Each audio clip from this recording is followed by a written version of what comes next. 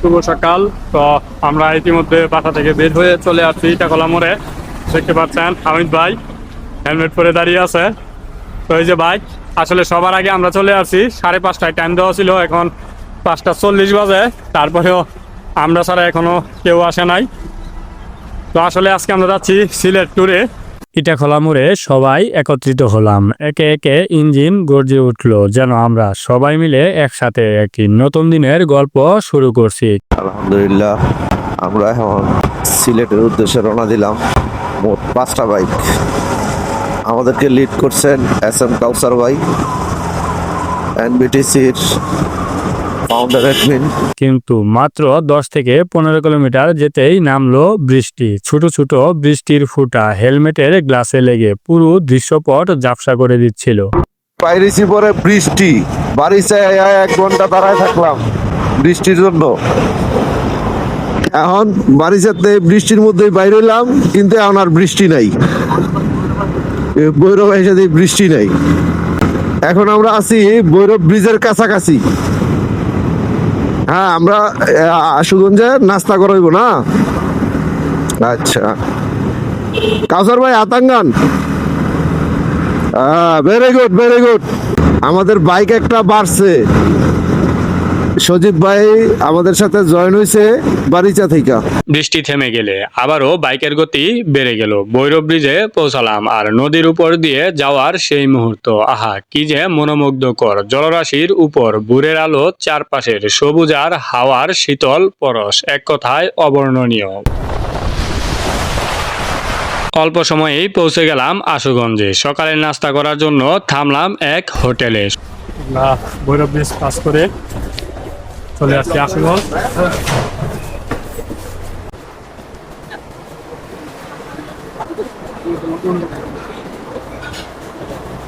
সবাই মিলে গরম গরম পরোটা, ডাল আর চা, সেই স্বাদ যেন আজও মুখে লেগে আছে।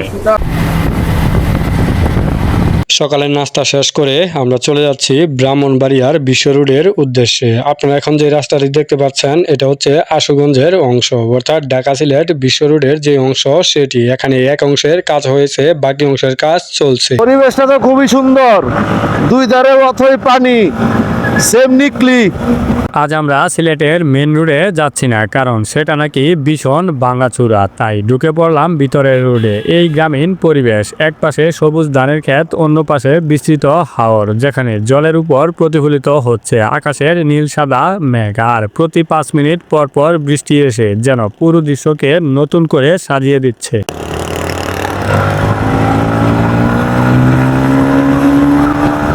এখান থেকে সুনামগঞ্জ 69 কিলোমিটার, সিলেট এখনো রয়েছে 45 কিলোমিটার। আমরা আছি হবিগঞ্জ। তো আসলে রাস্তায় চলাচল অবস্থায় আমরা ভিডিও করতে পারতেছি না, কারণ হচ্ছে কিছুক্ষণ পর পর বৃষ্টি হচ্ছে। মৌলভীবাজারে এসে আমাদের গ্রুপের এক বড় ভাইয়ের সাথে দেখা হলো। তিনি সেখানে আপ্যায়ন করতে চাইলেন, কিন্তু আমাদের সময় স্বল্পতার কারণে শুধু চা ও বিস্কুট খেয়ে সেখান থেকে বেরিয়ে পড়লাম।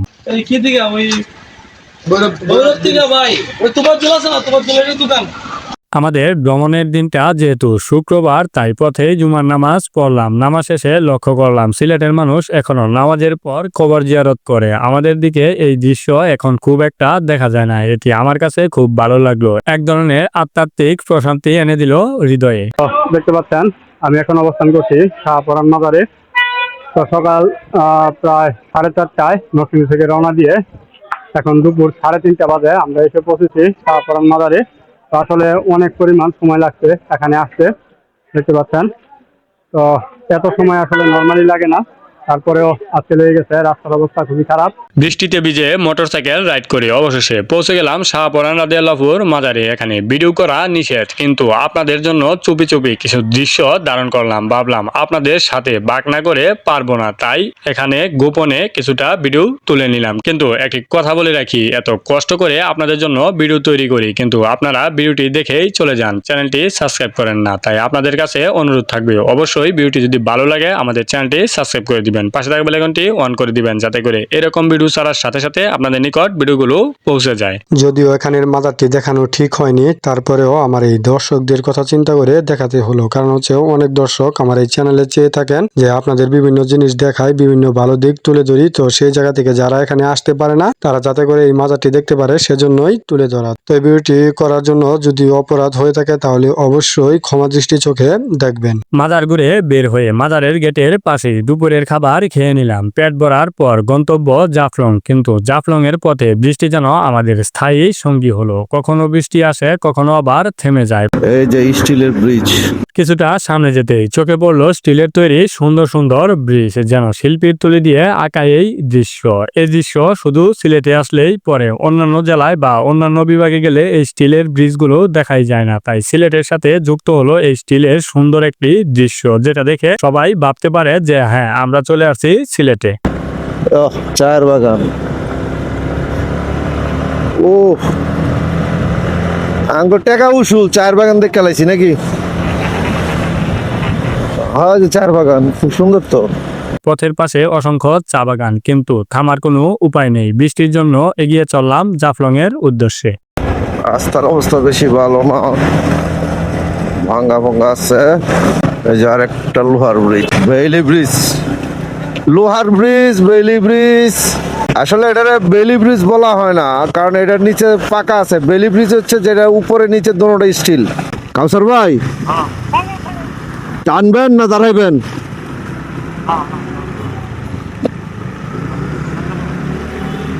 আচ্ছা, যাক, কাউসার ভাই না করছে, দাঁড়াইবো না, চলে যাবো তো জায়গা। বৃষ্টি বৃষ্টি ভিজে ভিজে যাই, বৃষ্টি পড়তেছে খুব ভালো। জাফলং এর কাছাকাছি আসতেই হঠাৎ আকাশ অন্ধকার হয়ে গেল, যেন অমাবস্যার রাত। এরপর শুরু হলো প্রবল বৃষ্টি। পাহাড়ে উঠতেছি সিলেটের। ও, পাহাড়ের ফিল পাওয়া যাইতেছে এই জায়গায়। দর্শক দেখতে পাচ্ছেন, আমরা সেই সকাল ফজরের প্রথম আজানে নরসিংদী থেকে বের হয়েছি। এখন মাগরিবের আজান দিচ্ছে। আমরা জাফলং বাজারে এসে পৌঁছেছি। তো এখন হোটেল খুঁজতেছি, আসলে হোটেল পাচ্ছি না। শেষ মুহূর্তে হোটেলের দাম প্রচুর বেশি, যেটা আপনারা দেখতে পাচ্ছেন। আমরা হোটেলের সামনে দাঁড়িয়ে আছি, দুই দিকে গেছে, হোটেল খুঁজতেছি। আর শেষ 15 মিনিট জাফলংয়ে ঢুকতে যেই পরিমাণে বৃষ্টি হয়েছে, এই পরিমাণের বৃষ্টি আমার জীবনে দেখি নাই। এত বৃষ্টি হয়েছে।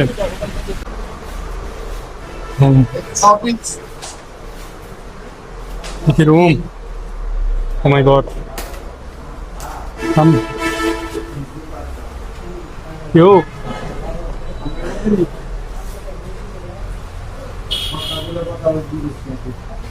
এই সেই রুম, যেই রুমে থাকবো আমরা। আচ্ছা, কাসর ভাই রুমটা দেয়। সবাই কি প্রস্তুত?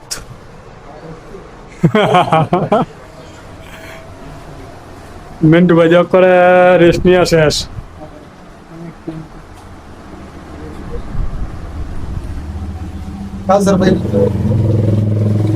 এই দিকটা দেখা যায়নি গাড়ি ঘোড়া, গাড়ি কই, গাড়ি তো দেওয়া যায় না ভাই। সেই রকম ট্যুর হয়েছে।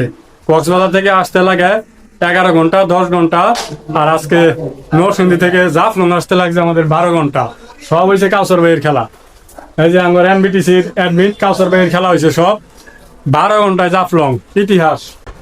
আমরা মনে হয় প্রথম নরসিংদীর এনবিটিসি একটা রেকর্ড করছি। 12 ঘন্টায় জাফলং। এটা বিষয় না, এগুলো বৃষ্টি একদম স্লো রাইড করছি। সময় 2 ঘন্টা বেশি লাগবে, সেভ মতন আসছে। রেকর্ড হয়েছে তো, ঠিক আছে, রেকর্ড হয়েছে। 12 ঘন্টা রাইড। আরে বৃষ্টি রে বৃষ্টি, সিলেটের বৃষ্টি, ঝর্ণার বৃষ্টিটা পড়ছে। আচ্ছা, জাফলং আইসি পরে ঝর্ণার বৃষ্টিটা পড়ছে। এমন বৃষ্টি আমার জন্য দেখি নাই। রেইনকোট ভিজা, ভিতরে ফ্যান গেঞ্জি সব ভিজে আছে গা। এই যে বান্দা, এই যে বান্দা, রেইনকোট নাই, এরপরে এই বান্দাটা ভিজে না, আমি ভিজে গেছি। আমি ভাই, অনুভূতি কি? অনুভূতি কি কেমন লাগবে? হ্যাঁ, বৃষ্টি এত অব্দা 4:30 মেবি, 4টা 4:30 বাসা থেকে বের হয়েছি, 6টা বাজছে। ওমা, 13.5 ঘন্টা, 13.5 ঘন্টা রেকর্ড। 13.5 ঘন্টা লাগছে আমাদের জাফলং আসতে। ইতিহাসের খাতায় লেখা থাকবে এই ভিডিওটির মাধ্যমে। আর আমাদের রুম ট্যুরটা যদি আপনাদের দেখাই,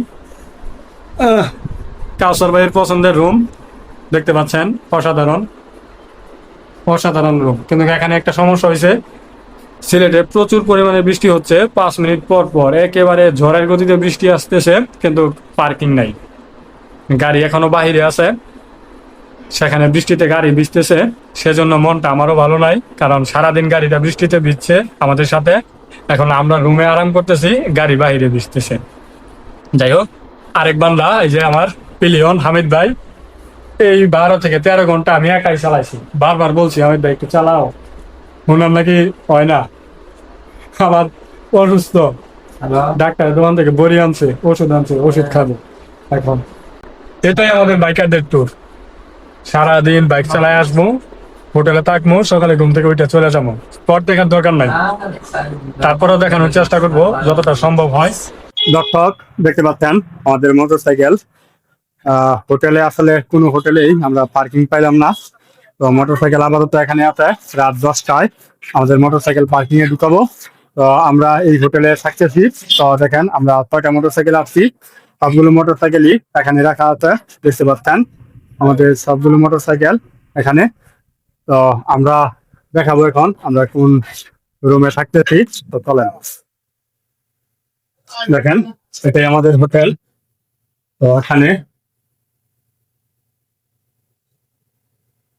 দেখতে পাচ্ছেন এদিক দিয়ে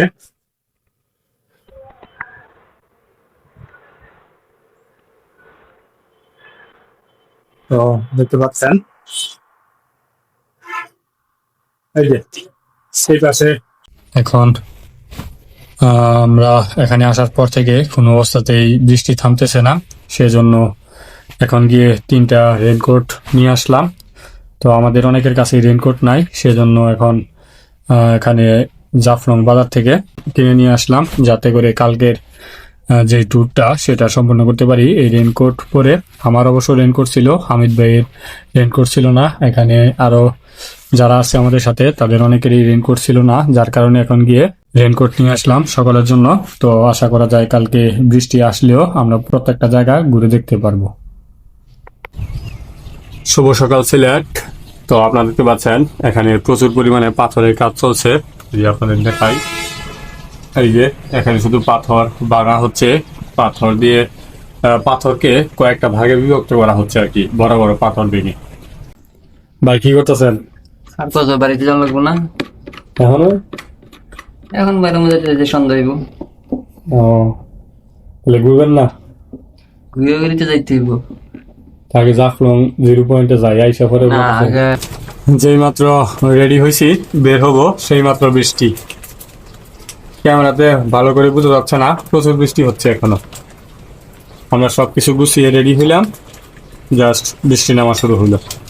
আসলে সিলেটে বৃষ্টি শেষ হবে না, বৃষ্টির সিজন মানে 5 মিনিট পর পর বৃষ্টি হবে, এটাই স্বাভাবিক, যেটা বুঝলাম। তো এই বৃষ্টির মধ্যেই ঘুরতে হবে, কিছু করার নাই। রেনকোট পরে বেরিয়ে পড়বো ইনশাল্লাহ। তো তার আগে জাফলং 0 পয়েন্টে গিয়ে গোসল করতে হবে, সেটার জন্য বেরিয়ে পড়তে হবে। দেখতে পাচ্ছেন আমরা আছি সিলেটে, রেনকোট রেনকোট রেনকোট, বুঝতেই পারছেন এখানের অবস্থা। জাস্ট বৃষ্টি, সেফটি বাস এই যে এখন থামছে। গতকালকে আসি, এই যে এখন একটু থামছে বৃষ্টি, যে কোনো মুহূর্তে বৃষ্টি আসতে পারে। পরের দিন ঘুম থেকে উঠে দেখি আবারও বৃষ্টি, তাই রেনকোট পরে বেরিয়ে পড়লাম জাফলং 0 পয়েন্টের পথে। সেখানে গিয়ে যা দেখলাম তা জীবনেও ভুলার নয়। ছোট ছোট হাজার হাজার নৌকা নদী থেকে পাথর তুলছে, চারপাশে মানুষের কর্মব্যস্ততা, আর তার পাশেই ভারতের সীমান্ত। আর এই পাথর উত্তোলন করা কিন্তু একেবারে অবৈধ। দেখেন কত হাজার হাজার নৌকা এখানে পাথর তুলতেছে। শুধু এখানেই নয়, এই জাফলং থেকে শুরু করে বর্ডার রোডে যতগুলো নদী আছে সকল নদী থেকে এভাবে পাথর উত্তোলন করা হচ্ছে। এজন্য মা বাপবিহীন এক চুরির লুটপাট চলছে। এই যে মেশিনগুলো দিয়ে পাথরগুলো গুঁড়া করা হয়, এই পাথরগুলোই এখান থেকে নিয়ে সারা দেশে কাজ করা হয়। শুধু এখানে নয়, এই বর্ডারের নদীর সাইড দিয়ে একেবারে জকিগঞ্জ থেকে অর্থাৎ জাফলং থেকে শুরু করে একেবারে সাদা পাথর ওইদিকে ময়মনসিংহ বলতে পারেন, সারা বর্ডার রোডই বা বর্ডারের যে নদীগুলো আছে সব জায়গায় এই পাথরগুলো পাওয়া যায়। একেবারে গুড়া বালুতে সিলেকশন বালু বলা হয়।